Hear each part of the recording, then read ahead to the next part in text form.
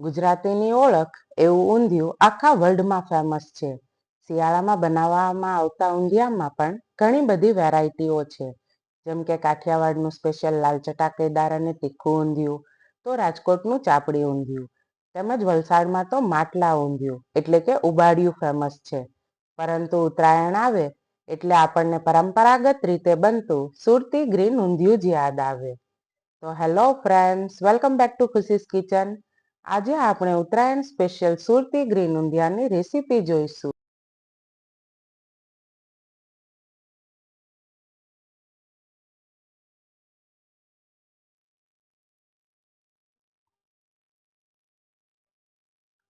તો ઊંધિયું બનાવવા માટે સૌપ્રથમ મેં અહીં 250 ગ્રામના માપથી બધું શાક લીધું છે.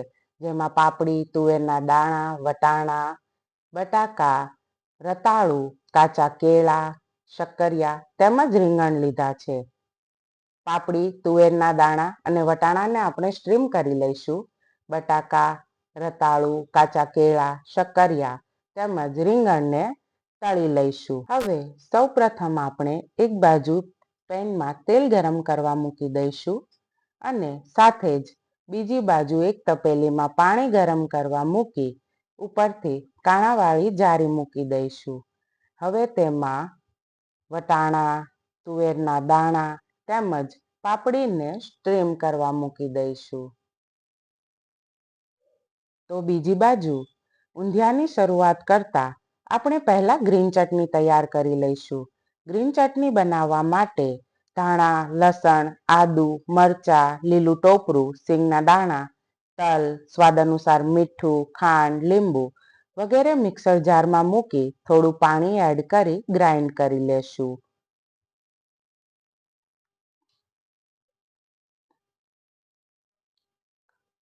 તમે જોઈ શકો છો આપણી ચટણી એકદમ ગ્રીન કલરની બનીને તૈયાર છે.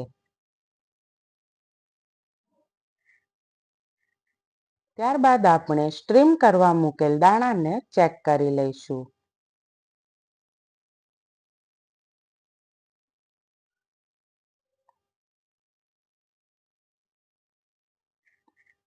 દાણા એકદમ સોફ્ટ થઈ ગયા છે. હવે આપણે ગેસની ફ્લેમ બંધ કરી દઈશું તેમજ તેલ ગરમ થાય ત્યાં સુધી મુઠિયા બનાવી લઈશું. તો સૌપ્રથમ મુઠિયા બનાવવા માટે આપણે 2 કપ મેથી એડ કરીશું.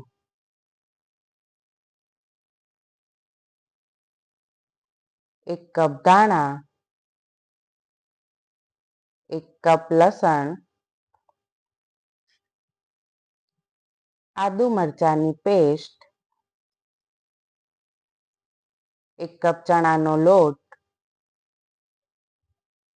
1 કપ ભાખરીનો કરકરો લોટ,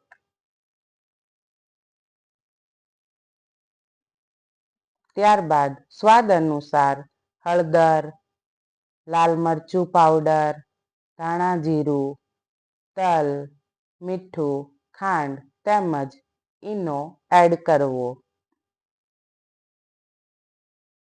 કર્યા બાદ ઈનો ઉપર અડધા લીંબુનો રસ નાખી લોટને સારી રીતે મિક્સ કરી લેવો.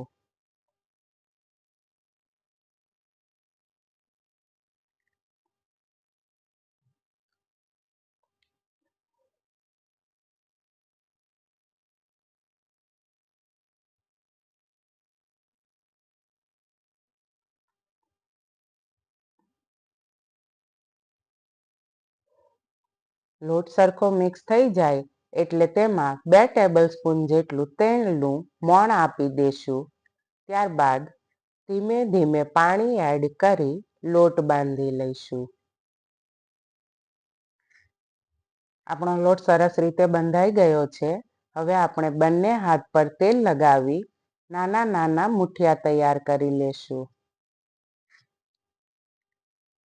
તમે આ લોહીમાંથી મુઠિયાનો પણ શેપ આપી શકો છો, પણ મેં અહીં ગોળ શેપ આપ્યો છે.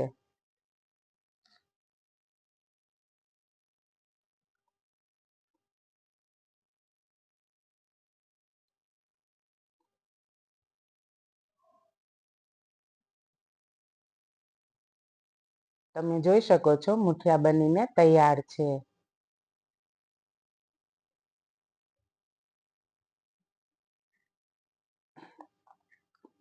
ત્યારબાદ તેલ પણ ગરમ થઈ ગયું છે. હવે આપણે તેમાં રતાળું એડ કરી ગોલ્ડન બ્રાઉન થઈ જાય ત્યાં સુધી તળવા દઈશું.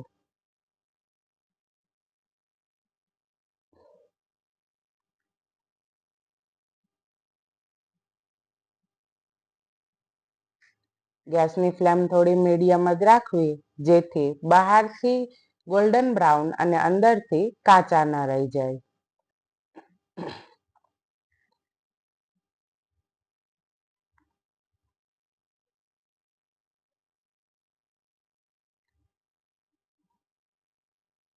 ફરી આપણે એકવાર ચેક કરી લઈશું. રતાળું જો અંદર બહારથી સરખા તળાઈ ગયા હોય તો આપણે તેને કાઢી લઈશું.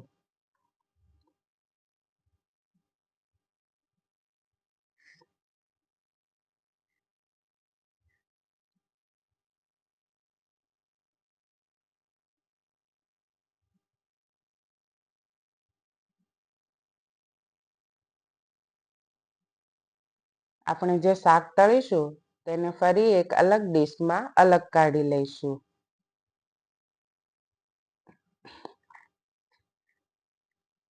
ત્યારબાદ એવી જ રીતે આપણે શક્કરિયા પણ તળી લઈશું.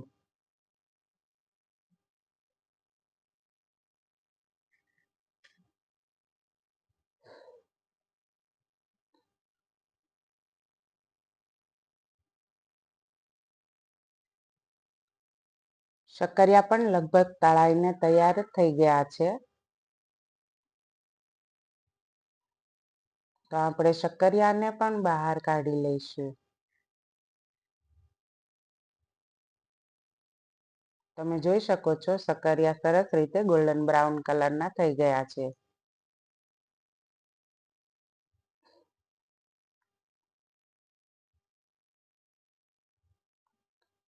હવે આવી જ રીતે આપણે બટાકા, કાચા કેળા તેમજ રીંગણને પણ તળી લઈશું.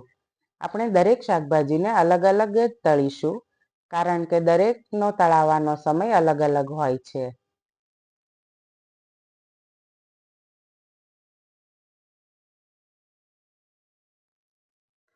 હવે તૈયાર કરેલા મેથીના મુઠિયાને પણ એક એક કરી તેલમાં મૂકતા જઈશું અને અંદર બહાર સરખી રીતે તળાઈ જાય તેમજ ગોલ્ડન બ્રાઉન થઈ જાય ત્યાં સુધી તળી લઈશું.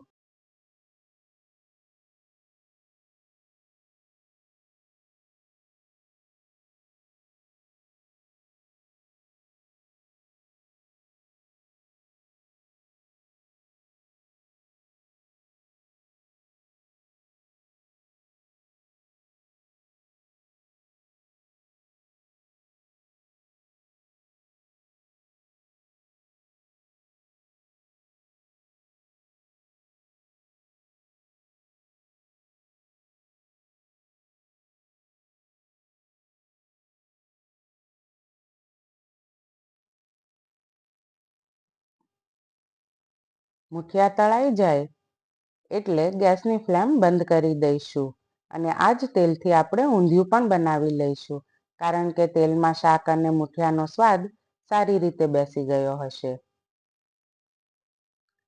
આપણે જે તળેલા શાક હતા તે બધા એક વાસણમાં એડ કરી દીધા છે. ત્યારબાદ તેમાં સ્ટ્રીમ કરેલા દાણા પણ એડ કરી દઈશું. હવે બંનેને મિક્સ કરી તેમાં આપણે અગાઉ તૈયાર કરેલી ગ્રીન ચટણી એડ કરી દઈશું.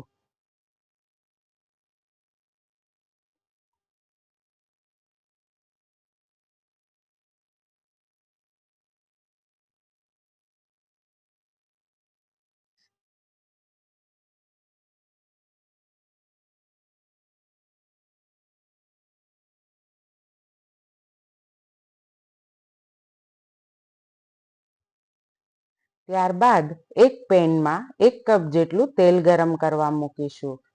તેલ આપણે જે શાક અને મુઠિયા તળ્યા હતા તે જ ઉપયોગમાં લીધું છે. તેલ ગરમ થઈ જાય એટલે આપણે તેમાં હિંગ ઉમેરશું.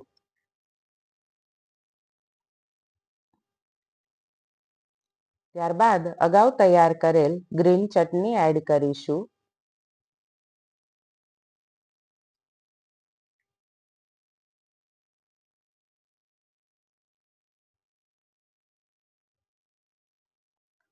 ગ્રીન ચટણીને તેલમાં સરખી રીતે સાતળી લઈશું.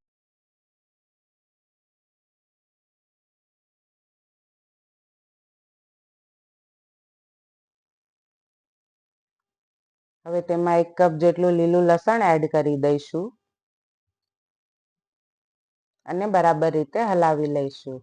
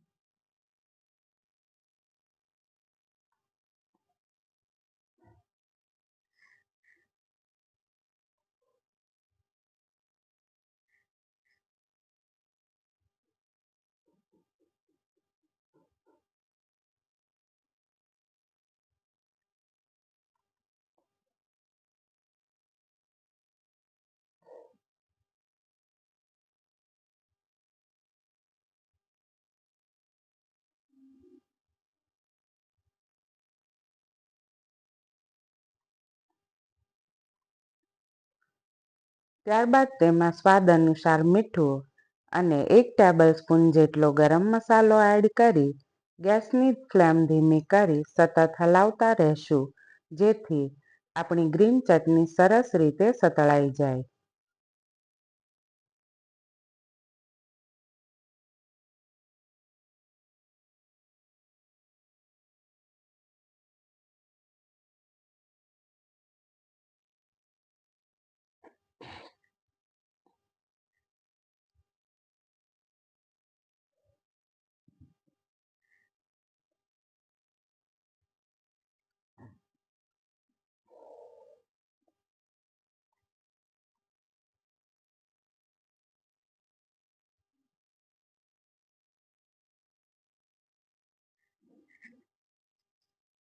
હવે આપણે તૈયાર કરેલા મેથીના મુઠિયા એમાં એડ કરી દઈશું. આપણે સૌપ્રથમ મુઠિયા એટલા માટે નાખ્યા કેમ કે મુઠિયા પાણી થોડું ઓબ્ઝર્વ કરી સોફ્ટ થઈ જાય.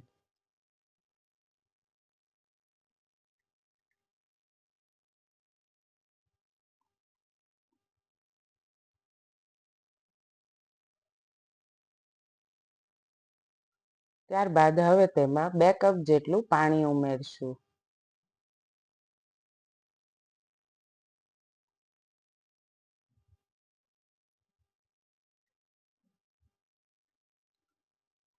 હવે તેને થોડીવાર માટે ઢાંકણથી કવર કરી બંધ કરી દઈશું, જેથી તે સોફ્ટ થઈ જાય અને સારી રીતે તેમાં સ્વાદ બેસી જાય.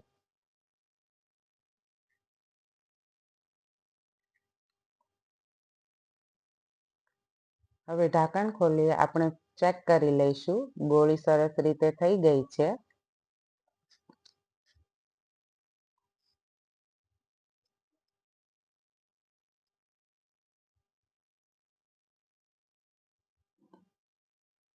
હવે આપણે ગ્રીન ચટણી સાથે તૈયાર કરેલું બધું શાક આમાં ઉમેરી દઈશું.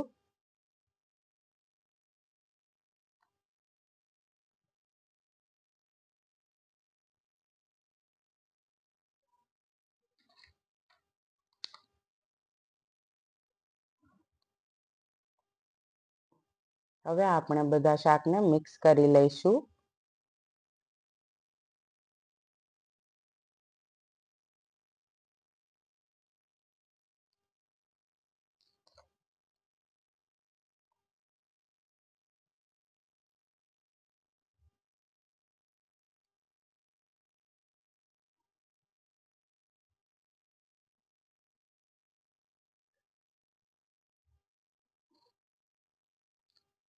તમે જોઈ શકો છો શાકનો કલર એકદમ સરસ રીતે ગ્રીન થઈ ગયો છે.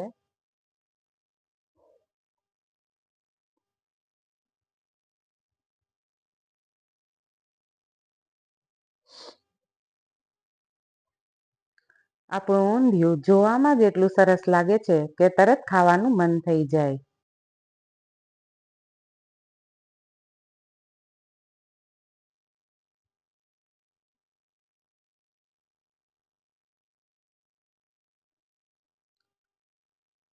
હવે આપણે થોડી વાર તેને ફરી ઢાંકણ વડે કવર કરી રહેવા દઈશું, જેથી દરેક શાકમાં તેનો સ્વાદ બેસી જાય. આપણે જોઈ શકીએ છીએ આપણું ગ્રીન સુરતી ઊંધિયું બનીને તૈયાર છે. હવે આપણે તેમાં લીલા ધાણા અને લીલા લસણથી તેને ગાર્નિશ કરી દઈશું.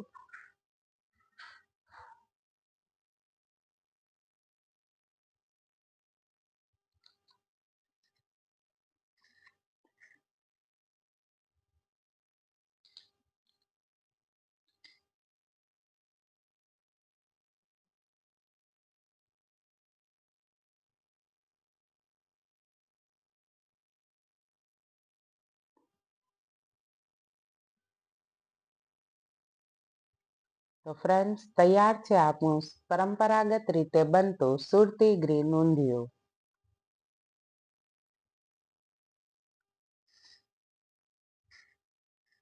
હવે ગરમા ગરમ સુરતી ગ્રીન ઊંધિયાને આપણે પૂરી તેમજ જલેબી સાથે સર્વ કરી દઈશું. તો ફ્રેન્ડ્સ, ઉત્તરાયણના દિવસે મારી સ્પેશિયલ રેસીપીથી તમે સુરતી ગ્રીન ઊંધિયું બનાવશો તો નાના મોટા દરેકને ખાવાની મજા પડી જશે. અને મને કોમેન્ટમાં જરૂરથી જણાવજો કે તમારું ઊંધિયું કેવું બન્યું.